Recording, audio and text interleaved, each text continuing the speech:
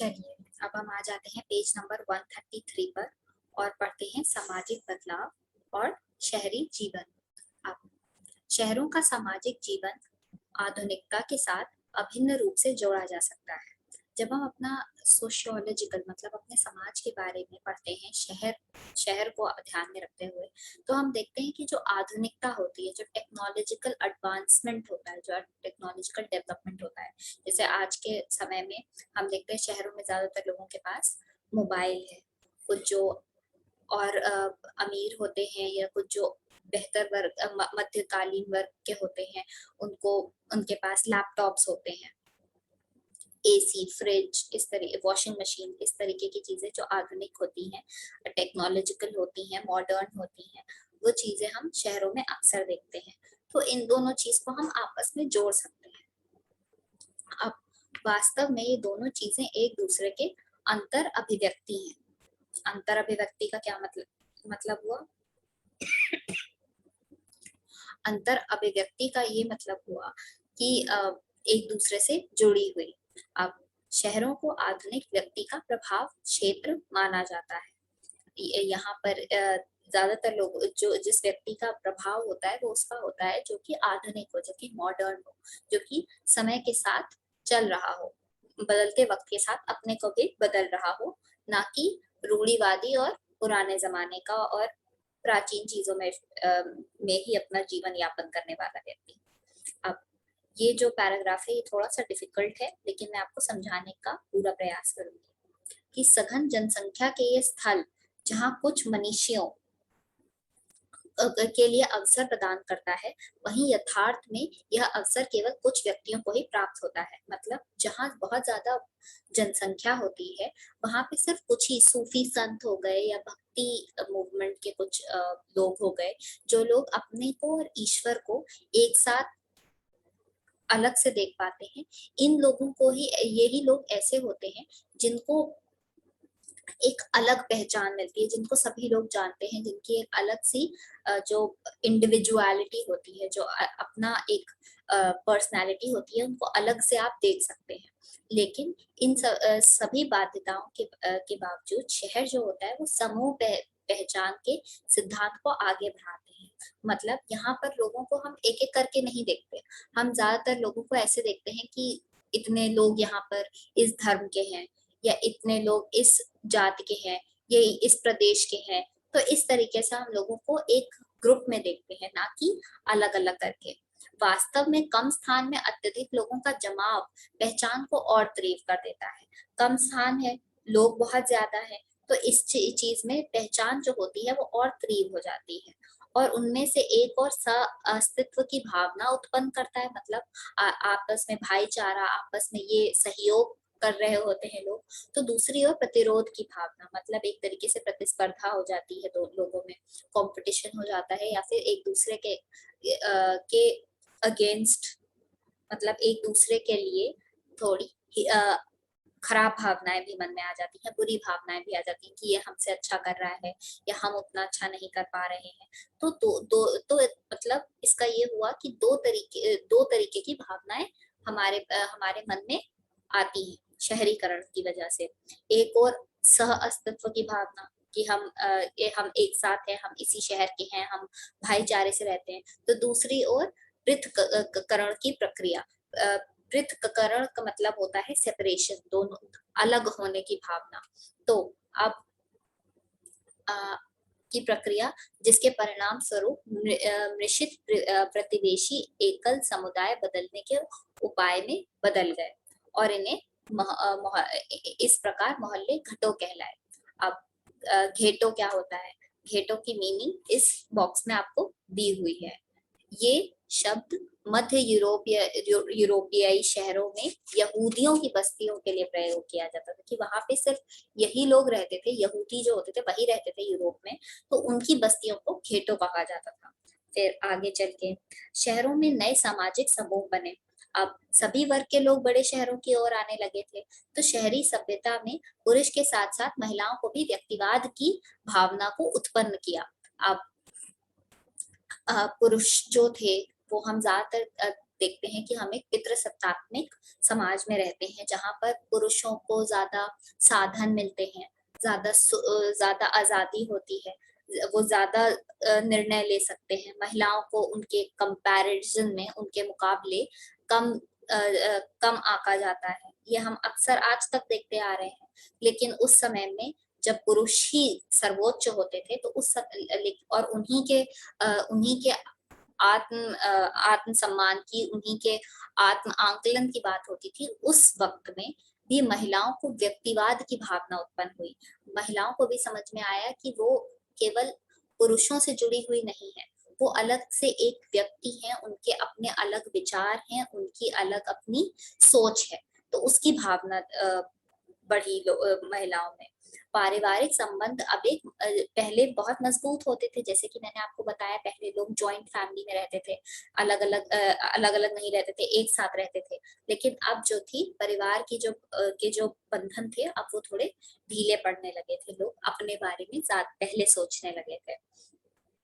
कुछ मायनों में ये अच्छा है कि लोग केवल अपने बारे में नहीं सोचते, अपने परिवार केवल अपने परिवार के बारे में नहीं सोचते, बल्कि अपने बारे में भी सोचते हैं। लेकिन ये कुछ खराब भी है, क्योंकि हम रिश्तों की अहमियत को भूलते जा रहे हैं। एक और उनके अधिकारों के लिए आंदोलन चलाए गए, महिलाओं के अधिकारों के लिए। उनको मताधिकार आंदोलन या विवाहित महिलाओं के लिए संपत्ति के अधिकार आदि आंदोलनों के माध्यम से महिलाएं लगभग 1800 ईस्वी के बाद राजनीतिक गतिविधियों में हिस्सा ले पाए।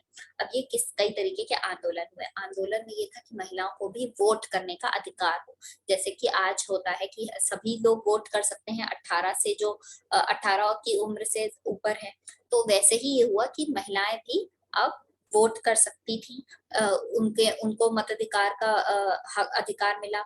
और विवाहित महिलाएं जो थीं, उनको अपने पतियों की, अपने सास ससुर की, उनकी जो संपत्ति थी उसमें भी हिस्सा मिलना चाहिए, बहुओं को भी हिस्सा मिलना चाहिए, और या फिर बेटियों को भी हिस्सा मिलना चाहिए। ये नहीं कि शादी हो गई तो उनको संपत्ति नहीं दी। तो इस तरीके के जो गतिविधियां हुई, उससे फिर महिलाएं जो थी वो अब राजनीतिक जो विचार और मूल्यों में भी अपनी आवाज उठाने लगी। समाज में महिलाओं की स्थिति में भी परिवर्तन आया। अब वो बेहतर स्थिति में आने लगी धीरे धीरे। उनके वैचारिक उद्भव को सांस्कृतिक उदाहरण के रूप में देखा जा सकता है। उनके जो विचार थे वो जब अच्छे होने लगे, बढ़ने लगे, वो ज्यादा बोलने लगी, अपनी आवाज उठाने लगी, अपने हक के लिए वो बात करने लगी, अपने हक के बारे में। तो हम इसे देख सकते हैं सांस्कृतिक उदाहरण के रूप में कि संस्कृति कैसे बदलती है। पहले की संस्कृति ये थी कि महिलाओं को ज्यादा अधिकार नहीं मिलते थे, अब वो संस्कृति बदलने लगी। आधुनिक काल में महिलाओं ने समानता के लिए संघर्ष किया और समाज के कई रूपों को परिवर्तित करने में भी सहायता दी। उन्होंने अपने लिए बराबरी के अधिकार मांगे और साथ में काफी डेवलपमेंट भी कराया सोसाइटी का। सोच बदली, कहते हैं ना, सोच बदलो देश बदलेगा। तो वही एक चीज यहाँ पर हुई। ऐतिहासिक परिस्थितियां महिलाओं को संघर्ष करने के लिए सहायक सिद्धि हुई, तो कहीं बाधक। कहीं कहीं पे महिलाओं को के लिए ये संघर्ष काफी सहायक हुई, काफी मर्दों ने भी उनका साथ दिया साथ में। लेकिन कहीं कहीं पे उन्हें बाधाओं का भी सामना करना पड़ा। उदाहरण के लिए जब द्वितीय विश्व युद्ध हो रहा था, तो महिलाओं ने कारखानों में काम करना शुरू कर दिया, क्योंकि काफी ज्यादा तो जो मर्द थे, जो आदमी थे, पुरुष थे, वो तो जाकर जंग लड़ रहे थे। तो उस समय पे अर्थव्यवस्था को कौन संभाल रहा था, व्यवसाय को कौन संभाल रहा था? महिलाएं संभाल रही थी। तो उस समय फिर घर के सभी निर्णय वही लेती थी।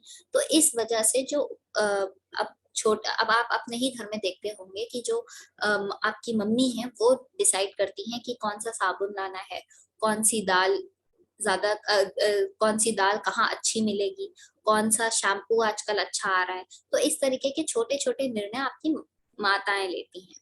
तो यही चीज उस समय पे भी हुई, और धीरे धीरे इस वजह से महिलाओं ने क्योंकि महिलाएं ये सारे निर्णय अपने घरों में ले रही थी, तो इस वजह से जो उपभोक्ता के रूप में महिलाओं की सोच थी वो बदली। फिर महिलाएं ही मार्केट को कंट्रोल कर रही थी, वही बेच रही थी, वही खरीद रही थी, और पूरी मार्केट की जो एक इकोनॉमी थी वो महिलाओं के हाथ में थी। शहरों में बढ़ती आबादी के साथ 19वीं शताब्दी में अधिकार आंदोलन जैसे चार्टिंग हो गया, 10 घंटे आंदोलन की आप सिर्फ 10 घंटे काम करेंगे, उससे ज्यादा नहीं।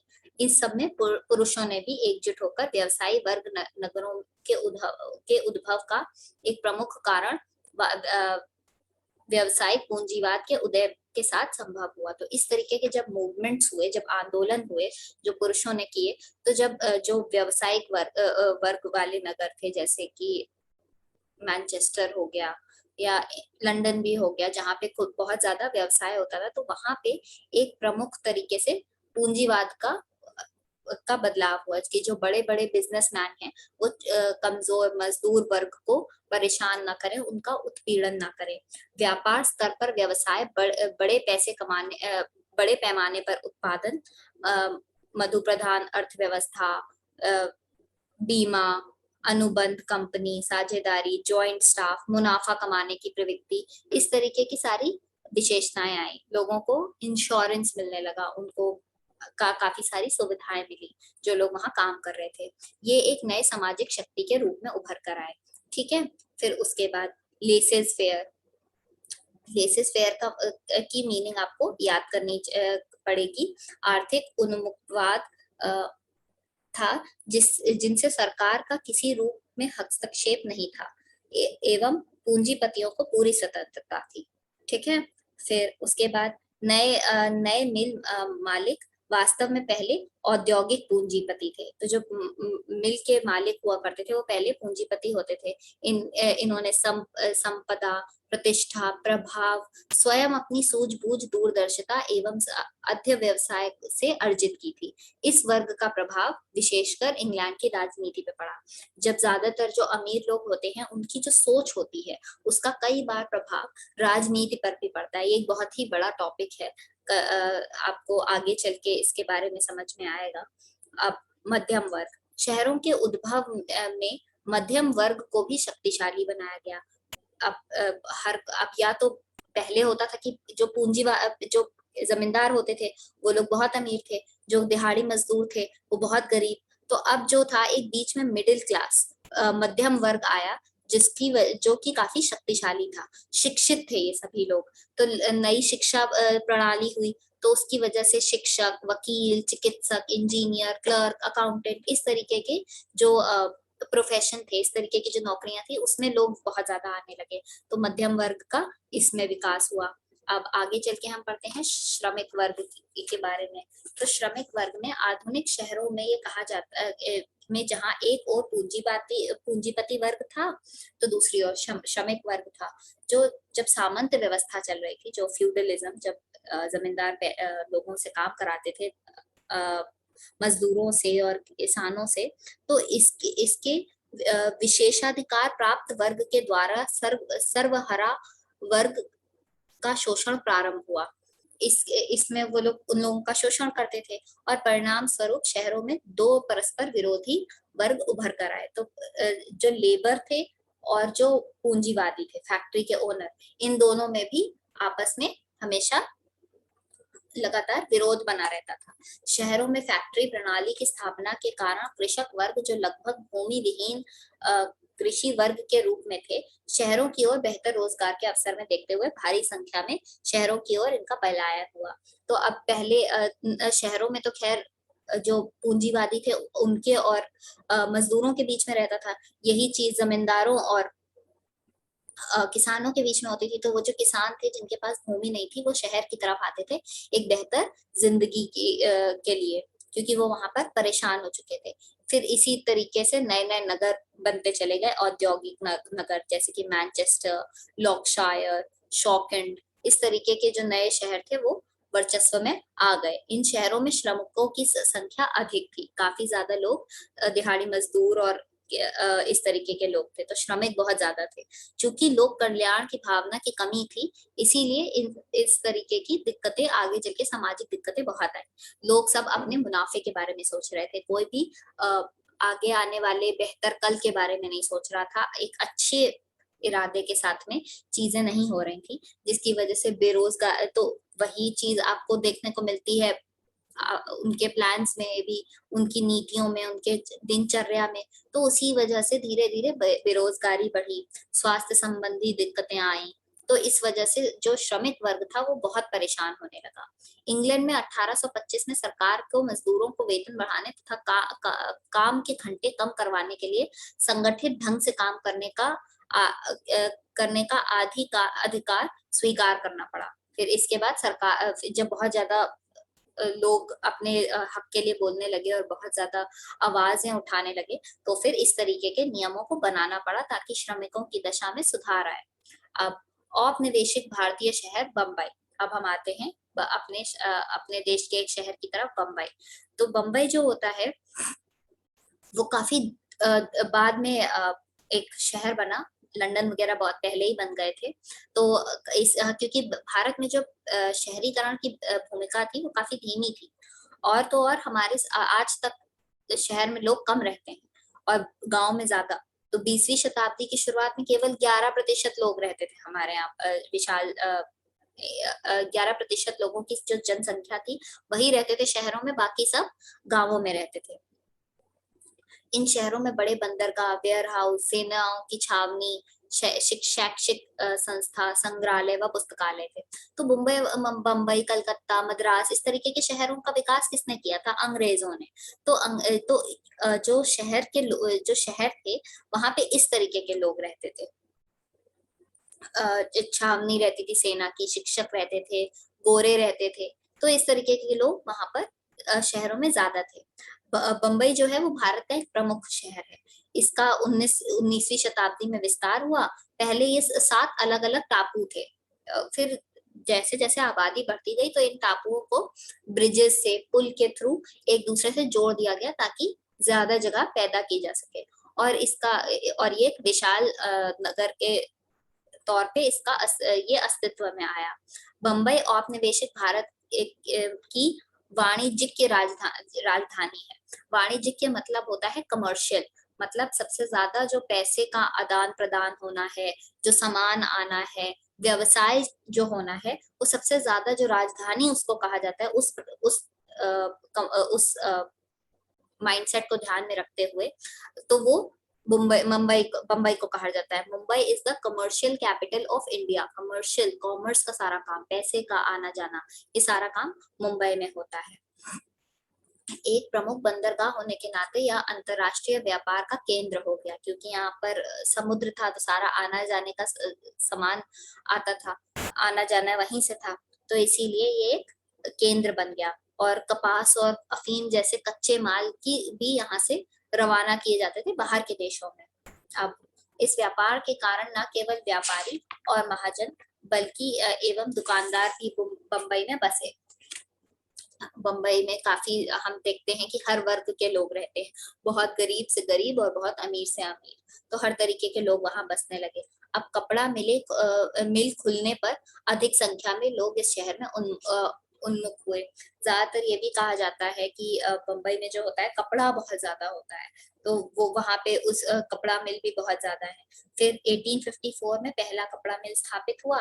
1821 में वहां 85 कपड़े मिल खुल चुके थे। देखिए कितने समय में कितने ज्यादा कपड़े मिल वहां खुल गए थे, और जिसमें 1,46,000 मजदूर काम करते थे। कितनी ज्यादा संख्या में लोग काम कर रहे हैं केवल एक शहर में। फिर 1931 में 1/4 बम्बई के निवासी थे, बाकी सब बाहर के से आके बसे थे। उस उतनी ज्यादा जनसंख्या नहीं आई थी जैसे लंदन वगैरह में अभी हम पढ़ रहे थे, लेकिन मुंबई में भी कितने सारे लोग अपने शहरों को छोड़ छोड़कर वहां जाकर बस जा रहे थे। लंदन की तरह बम्बई भी घनी आबादी वाला शहर है, ठीक है, ये तो हम सभी को पता है। 1840 में लंदन का क्षेत्रफल प्रति व्यक्ति 155 वर्ग गज था। मतलब 1840 में जो क्षेत्रफल प्रति व्यक्ति, मतलब वही पॉपुलेशन डेंसिटी की, एक व्यक्ति के रहने के लिए केवल 155 वर्ग गज था। इतना कम, 155 गज बहुत कम होता है, सिर्फ उतनी जगह। लेकिन लंदन का जब ये हाल था, मुंबई का इससे भी ज्यादा खराब हाल था। वहां पे सिर्फ 9.5 वर्ग गज था, मतलब और कितना कम है देखिए आप। वहां पे इतने लोगों, एक व्यक्ति के रहने के लिए 155 गज की जमीन है, लेकिन यहाँ पर एक आदमी के रहने के लिए सिर्फ 9.5 वर्ग। अब 1872 में लंदन के प्रति मकान में औसतन 8 व्यक्ति रहते थे, जबकि बम्बई में मकान में 20 व्यक्ति रहते थे। कितनी ज्यादा पॉपुलेशन है हमारे देश की, हमें पता ही है। खैर, बम्बई का विकास सुनियोजित रूप से नहीं हो सका था। 1800 में हम ज्यादातर यहाँ तक कि ये भी देखते हैं कि जो बम्बई था वो 2 हिस्सों में बटा हुआ था। एक तरफ गोरे रहते थे, दूसरी तरफ नेटिव। नेटिव मतलब ये हम ही भारतीय, उन्हीं को नेटिव कहा जाता है कि हम यहीं के लोग थे, यहीं पे रहते थे। और गोरे जो थे वो अलग दूसरी तरफ रहते थे। एक तरफ बहुत साफ सफाई थी, बहुत अच्छे से लोग रहते थे जो गोरे थे, और एक तरफ इतनी ज्यादा लोग रेजिडेंसी शहरों में परेशान रहते थे। नस्ली विभाजन था, मतलब रेसिज्म जिसे कहते हैं, कि गोरों को ज्यादा सुख सुविधाएं प्राप्त थी और भारतीयों को नहीं थी। खैर, शहर में अनियोजित विस्तार के कारण 1850 तक शहर में आवास और जलपूर्ति की समस्या बढ़ चुकी थी। अब इतनी ज्यादा जब आपके पास जनसंख्या है, और इतनी ज्यादा जब आपकी इतने ज्यादा लोग जब एक शहर में रहेंगे, तो घरों की भी कमी होगी और जल की भी कमी होगी।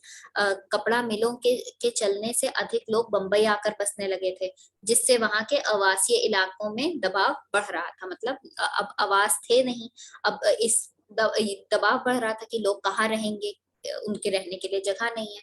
70% लोग तो वहां पे चालों में रहते थे। चाल ऐसे होते हैं कि जैसे 3 या 4 मंजिल के मकान होते हैं, और उसी में सब लोग एक ही बस्ती की तरह रहते हैं, तो उसमें रहते थे इतने सारे लोग। तो काफी दिक्कतें चल रही थी। अब लंदन में नगर योजना का काम सामाजिक क्रांति के भय में शुरू किया गया, कि वहां पर बहुत ज्यादा लोग रिवोल्ट कर देंगे, बहुत ज्यादा लोग मारपीट कर देंगे। लेकिन बम्बई में ऐसा नहीं था। बम्बई में डर के मारे शुरू नहीं किया था शहर को नियोजित करने का। शहर की प्लानिंग उस हिसाब से नहीं की गई थी। वो इसलिए की गई थी क्योंकि प्लेग की महामारी के डर से शुरू हुई थी। ये प्लेग के बारे में आपने सुना होगा कि जब बहुत ज्यादा लोग एक जगह पर रहते हैं और गंदगी हो, और चूहों से होने वाली ये प्लेग की बीमारी एक कम्युनिकेबल डिजीज होती है, जैसे कि कोरोना वायरस है। तो एक दूसरे को हो जाती है, तो महामारी होती है, सब मरने लगते हैं। तो काफी संख्या में बहुत ज्यादा लोग मरने लगते हैं। तो उसी के डर से 1898 में city of Bombay improvement trust की स्थापना की गई, ताकि इस शहर को सुधारा जा सके। और 1918 में बम्बई के मकानों के महंगे किराए को सीमित करने के लिए भी किराया कानून भी पारित किया गया। अभी भी वहां पे कहा जाता है कि किराया बहुत ज्यादा रहता है बम्बई में बाकी शहरों के मुकाबले, लेकिन फिर भी वहां पर उसकी रोक लगाने के लिए भी ये सब पारित किया गया। इनकी डेट्स याद रखें। अब उसके बाद बम्बई के गवर्नर विलियम हॉर्नबी ने उस समय विशाल तटीय दीवार बनाने के प्रस्ताव पर मंजूरी दी, ताकि शहर के निचले इलाके समुद्र के से पानी की चपेट में आने से बच सके। अब जहाँ लोग रहते हैं, क्योंकि बम्बई में ऐसा है कि बगल में ही समुद्र है, तो समुद्र से पानी आएगा और लोग बह ना जाएं, और इसलिए एक दीवार बनाने की भी योजना बनाई गई। अब उसके बाद भी इस पैराग्राफ में भी आप देखेंगे 19वीं शताब्दी में होने वाली अलग अलग योजनाओं के बारे में दिया गया है। इसमें कुछ भी समझाने वाला नहीं है, आप ये सब याद कर सकते हैं। डेट्स जरूर देख लें, जरूरी होती हैं, कई बार पूछी जा सकती हैं।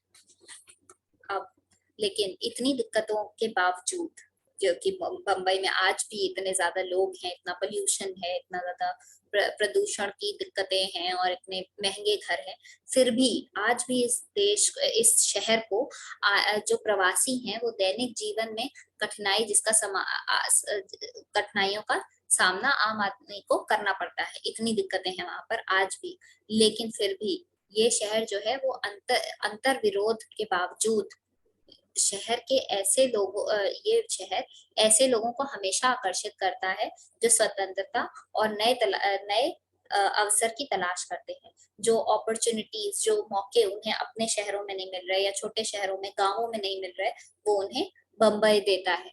और इन्हीं लोगों की वजह से ये शहर आर्थिक और आर्थिक सामाजिक गतिशीलता मिलती है इस शहर को, बढ़ता रहता है ये शहर। अब सिंगापुर शहर का विकास, इसमें आप देखेंगे कि सिंगापुर जो है वो एक काफी बहुत ज्यादा डेवलप्ड देशों शहरों में से आता है, और इसको ये भी कहा जाता है कि एशिया के सबसे अच्छे से अनियोजित और बेहतरीन ढंग से इसको विकसित नहीं हुए थे ज्यादातर लोग, लेकिन तब ज्यादातर शहर, लेकिन तब भी सिंगापुर जो था उसको बहुत ही योजना के साथ तैयार किया गया था। और ली कुवान येव जो थे वो सिंगापुर के प्रधानमंत्री थे, पूर्व प्रधानमंत्री हैं वो। और सिंगापुर को उन्हीं के देखरेख में एक अच्छे शहर के रूप में विकसित किया गया था। अब 1865 में सिंगापुर तक महत्वपूर्ण बंदरगाह के प्रमुख बंदरगाह तो था, लेकिन वह बाकी एशिया के जैसे बाकी के शहर थे वैसे ही था। लेकिन फिर इस शहर का निर्माण तो श्वेत बस्तियों के हिसाब से ही बसाया गया था, मतलब जैसे बाहर के लोग इसको बसाते थे वैसे ही ये बसाया जा रहा था। लेकिन और जो वहाँ की एक्चुअल आबादी थी, जो वहाँ के अपने लोग थे, सिंगापुर के नेटिव लोग थे, वो जो थे वो वही गंदगी और गंदे मकानों में रह रहे थे। 1865 में पीपल एक्शन पार्टी के अध्यक्ष ली कुआन येव के नेतृत्व में जब सिंगापुर को आजादी मिली, उनका भी वही भारत वाला हाल था, अंग्रेजों ने बसाया था और यूरोपियंस ने, और वहां को का कोई विकास नहीं होने दिया। लेकिन जब उन्हें आजादी मिली 1965 में, पीपल्स एक्शन पार्टी के अध्यक्ष ली कुवन येव के नेतृत्व में इन्हें आजादी मिली, और जब इनको आजादी मिली तब इन्होंने इसे एक अच्छे से सिंगापुर का विकास करना चालू किया। और सरकार के द्वारा लगभग 86% जनता को अच्छे मकान दिए गए। बहुत बड़ी बात होती है 86% लोगों को अच्छे घर देना, और इसका अच्छे से नियोजन किया गया। शहर के लोगों में आने जाने पे नियंत्रण रखा गया। फिर सामाजिक कार्यों के लिए इन इमारतों को खाली मंजिल छोड़ दी गई। बाहरी गलियारे बनाए गए। भारतीय, चीनी, मलयन, इन तीनों समुदायों के बीच में जो नस्ली सामाजिक टकराव होते थे, अब जैसे होता है कि हम कई बार हिंदुस्तान और पाकिस्तान वाले सब लड़ रहे होते हैं, आपस में बहस कर रहे होते हैं, क्यों? क्योंकि वो दो अलग अलग देशों से हैं। तो ये वाली जो टकराव होता था, इसको भी कम करने के लिए काफी कोशिशें की गई, काफी काम किया गया और सचेत रहने के उपाय किए गए। अब अखबार, पत्रिका और अन्य प्रकार के संचार साधनों पर कड़ा नियंत्रण रखा गया, ताकि लोग आप ज्यादा भड़के नहीं, सरकार के खिलाफ आवाज ना उठाएं। हालांकि सिंगापुर के नागरिकों को भौतिक सुविधाएं और संपन्नता मिली, लेकिन यह मान्यता भी है कि इस शहर में जीवंत और चुनौतीपूर्ण राजनीतिक संस्कृति की कमी रही है। ये यहाँ की एक बहुत बड़ी दिक्कत है। अब उसके बाद फिर इसमें काफी बताया गया है कि इस शहर पर भारी सीधी चौड़ी सड़कें बनाई गई और अलग अलग की छायेदार सड़क बनाई गई, खुले मैदान, पेड़ पौधे लगाए गए, बागीचे लगाए गए, पूरे शहर में पुलिस तैनात की गई। लेकिन तब भी यहाँ पर कुछ दिक्कतें रही हैं। अब इसके कंपैरिजन में फिर बताया गया है कि पेरिस में क्या क्या चीजें और इससे भी ज्यादा बेहतर है। तो इस पैराग्राफ में आप पेरिस के बारे में 1860 से के जहां से शुरू हो रहा है, यहाँ से पेरिस के बारे में से इसका कंपैरिजन किया गया है, ये आप पढ़ सकते हैं। अब आते हैं हम पाटलिपुत्र पे। बिहार की राजधानी है पाटलिपुत्र। इसका पूरा इतिहास इसमें दिया हुआ है। इसमें आपको ये देखना है कि पाटलिपुत्र जो था वो पटना का पहला नाम पाटलिपुत्र, ये किसने बसाया था? तो इसको कहा जाता है मगध के शासक अजात शत्रु के द्वारा एक सैनिक शिविर के रूप में इसकी शुरुआत की गई थी। इसको बसाया गया था उस समय। मगध महाजनपद की एक राजधानी थी। कालांतर में यह मगध साम्राज्य की राजधानी बनी, जैसा कि मैंने अभी आपको बताया। मौर्य शासन काल के कंधार से कर्नाटक तक विस्तृत साम्राज्य की राजधानी इस पाटलिपुत्र नगर में स्थित थी। अशोक, चंद्रगुप्त मौर्य, बिंदुसार, इन सब ने इस पर यहीं से बैठकर पूरे देश पर राज किया। अब मौर्यकालीन राजप्रसाद के अवशेष दक्षिण पटना के स्थित कुम्हार से प्राप्त हुए हैं। इस नगर की आबादी उस समय 4 लाख थी। इस नगर के प्रशासन और जीवन के अनेक पहलुओं की विस्तृत चर्चा मेगास्थनीज की रचना इंडिका में उपलब्ध है। ये बहुत जरूरी है, इसको जरूर याद रखें कि इंडिका किसने लिखी थी, मेगास्थनीज ने, और ये व्यक्ति किसके दरबार में था, किसकी कोर्ट में थे।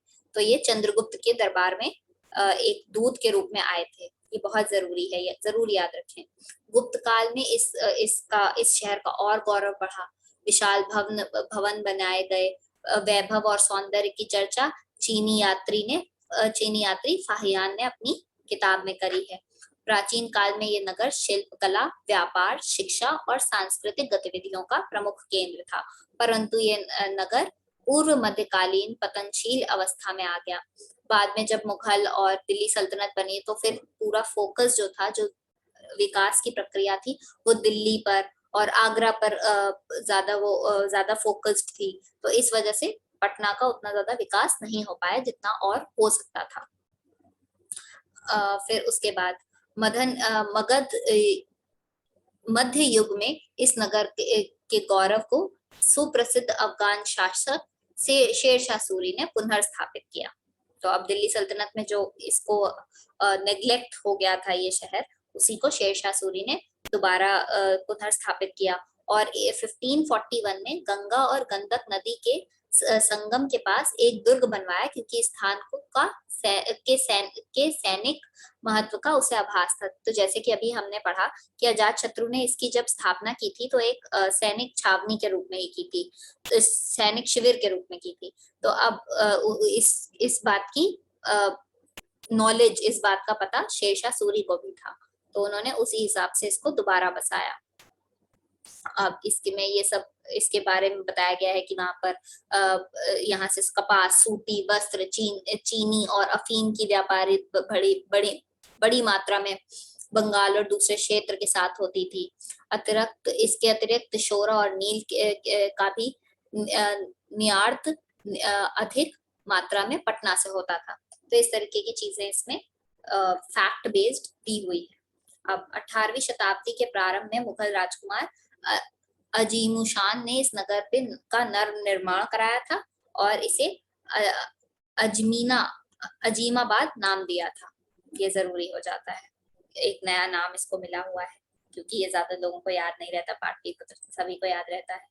खैर, अब उसके बाद इसमें क्या दिया है, पटना नगर के प्रशासन की व्यवस्था भी क्रमिक ढंग से विकसित हुई और 1769 में इसे बिहार क्षेत्र के शासन की देखरेख के लिए एक अंग्रेज निरीक्षक की नियुक्ति हुई। जबकि 1774 में जो रेगुलेटिंग एक्ट आया था, विलियम पिट जो वहां के प्रधानमंत्री थे इंग्लैंड के, उनके द्वारा लाया गया था ये, तो उससे प्रशासन के लिए कई व्यवस्था लागू हुई। इससे पटना नगर की केंद्रीय स्थिति बनी रही। अब 1911 में दिल्ली दरबार में बिहार को पृथक राज्य के रूप दिया गया और 1912 ईस्वी में बिहार एवं उड़ीसा बंगाल के पृथक राज्य का दर्जा प्राप्त हुआ और पटना इसकी राजधानी बनी। ये इम्पोर्टेंट हो जाता है आपके लिए। देश की स्वतंत्रता के बाद भी पटना के दक्षिण के दिशा में आबादी और विस्तार तेजी से हुआ है। वर्तमान पटना की आबादी 12 लाख से अधिक है और इसका क्षेत्र 250 वर्ग किलोमीटर है। ये इसका एरिया दिया हुआ है। कोलकाता के बाद यह पूर्वी भारत का सबसे बड़ा नगर है और आबादी के घनत्व के दृष्टिकोण से यह भारत की 14वां सर्वाधिक आबादी वाला नगर है। तो जैसे कि हमें पता ही है, शहरों में आबादी बहुत ज्यादा होती है, पटना भी उनमें से एक है, 14वें नंबर पे है वो। और पहले नंबर पर याद रखिएगा कि सबसे बड़ा जो शहर है वो ईस्ट इंडिया का, वो कलकत्ता है। अब शहरीकरण की जो प्रक्रिया होती है वो बहुत लंबी होती है और ग्रामीण एवं सामंती व्यवस्था से हटकर कृषि व्यवस्था होना, खेती बाड़ी से और इससे आगे बढ़कर आर्थिक व्यवस्था लागू होना, जैसे व्यापार हो गया, वाणिज्यिक आयोग, कमर्शियल इंडस्ट्रीज हो गई, इसके विकास पर बल दिया गया और शहरों में इस विकास क्रम ने लोगों को नई चेतना प्रदान की और सुविधाएं दी। तो दूसरी ओर नई समस्याओं को भी जन्म दिया। अब इस नई सामाजिक संरचना के अंतर्गत शहरों के द्वारा जहां एक और व्यवसायी मध्यम एवं श्रमिक वर्ग आए, तो दूसरी ओर वर्ग भेद की भावना भी आए। तो सामाजिक विचारधारा के विपरीत है और लोकतांत्रिक पद्धति को भी प्रभावित करती है। जहां तक लोग एक साथ आ गए, उतना ही लोगों में अब फर्क भी आने लगा। तो शहरीकरण के अपने अच्छाइयां भी हैं और कुछ बुराइयां भी हैं। शहरों की निरंतर प्रगति एवं इनके विस्तार को हमारी जीवन शैली सकारात्मक रूप से प्रभावित हुई है। शिक्षा रोजगार बेहतर हो गया है, उपलब्ध हो गया है ज्यादा लोगों को। दूसरी ओर स्पर्धा और अवसरवाद जैसे नकारात्मक प्रवृत्ति की भी बलवती हुई है। तो जहां तक हम शिक्षा ज्यादा मिलने लगी है, नौकरियां ज्यादा मिलने लगी हैं, लेकिन उसी की एक ये है कि हम आपस में बहुत ज्यादा कॉम्पिटिटिव हो गए हैं। हम एक दूसरे से बहुत ज्यादा कंपटीशन करते हैं कि वो अच्छा कर रहा है, मुझे भी अच्छा करना है, इस तरीके की थोड़ी सी।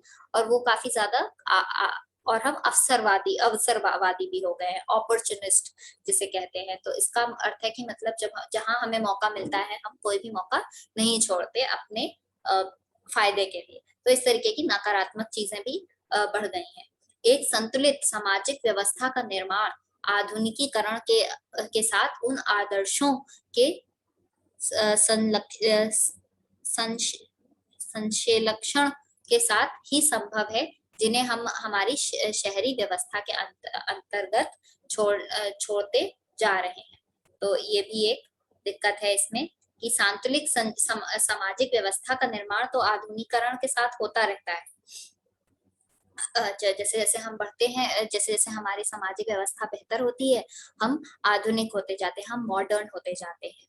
उन आदेशों के संश्लेषण के साथ ही संभव है, और ये चीज सिर्फ तभी संभव है जब हम शहरी व्यवस्था के अंतर्गत छोड़ते जा रहे हैं। हम इसकी जो खराब चीजें हैं, जब हम उन्हें हटाएंगे, जब हम उनसे निजात पालेंगे, तभी हम इसकी तरफ और अच्छे से बढ़ पाएंगे। चलिए अब हम अभ्यास की तरफ आ जाते हैं। मैं इसके आंसर्स आपको बता देती हूँ। पहले का आंसर है फर्स्ट, सामंती व्यवस्था से हटकर किस प्रकार की शहरी व्यवस्था की प्रकृति बढ़ी। पहला आंसर है प्रगतिशील प्रवृत्ति। सेकंड का आंसर है शहर को आधुनिक व्यक्ति का किस प्रकार का क्षेत्र माना जाता है। तो इसका आंसर है सेकंड, प्रभाव क्षेत्र। तीसरा, स्थायी कृषि के प्रभाव से कैसा जमाव संभव हुआ। तो इसका आंसर है संपत्ति, फर्स्ट ऑप्शन है इसका आंसर। फोर्थ है, एक प्रतियोगी एवं उद्यमी प्रवृत्ति से प्रेरित किस प्रकार की अर्थव्यवस्था लागू की गई। तो इसका आंसर है सेकंड, मुद्रा प्रधान अर्थव्यवस्था। अब फिफ्थ है, आधुनिक काल में औद्योगिकरण ने किसके स्वरूप को गहन रूप से प्रभावित किया। तो इसमें हम कहेंगे सेकंड आंसर होगा इसका, शहरीकरण। सिक्स्थ, जनसंख्या का घनत्व सबसे अधिक कहाँ होता है। तो इसका आंसर होगा फोर्थ, महानगर। सेवेंथ, 1810 से 1880 तक लंदन की आबादी 10 लाख से बढ़कर कहाँ पहुंची थी। मैंने आपको पढ़ाया था, यदि आपको याद हो, तो इसका आंसर होगा तीसरा, 40 लाख, 4 गुना बढ़ गई थी। अब आठवें का आंसर, लंदन के अनिवार्य प्राथमिक शिक्षा कब लागू की गई। इसका आंसर है फोर्थ, 1870 में। अब कौन सा सामाजिक वर्ग बुद्धिजीवी वर्गों के रूप में उभर कर आया। तो इसका आंसर होगा मध्यम वर्ग, फोर्थ। 10th, पूंजीपति वर्ग के द्वारा किस वर्ग का शोषण हुआ। हम सभी को पता है, आंसर होगा 1, श्रमिक वर्ग। अब रिंकित स्थान भरो। इसमें पहले का आंसर है शहरों के विस्तार में भव्य परफोटोक का निर्माण हुआ। परफोटोक है इसका आंसर। सेकंड, लंदन भारी संख्या में प्रवासिया को आकर्षित करने में सफल हुई। प्रवासिया मतलब प्रवासी लोगों को आकर्षित करने में सफल हुई। तीसरा, शहरों में रहने वाले बाध्यता से सीमित थे, तो काफी उन पर बाध्यताएं थी, काफी रोक थी, तो वो उससे सीमित रह जाते थे। फोर्थ,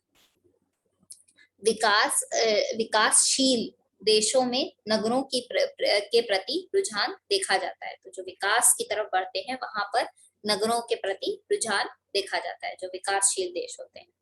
पांचवा, नगर प्रबंध। नगर प्रबंध के द्वारा निकास तथा आवासीय पद्धति, जन यातायात के साधन, जन स्वास्थ्य इत्यादि के उपाय किए गए। इसका है आंसर नगर प्रबंध। अब आते हैं हम समूहों को का मिलान।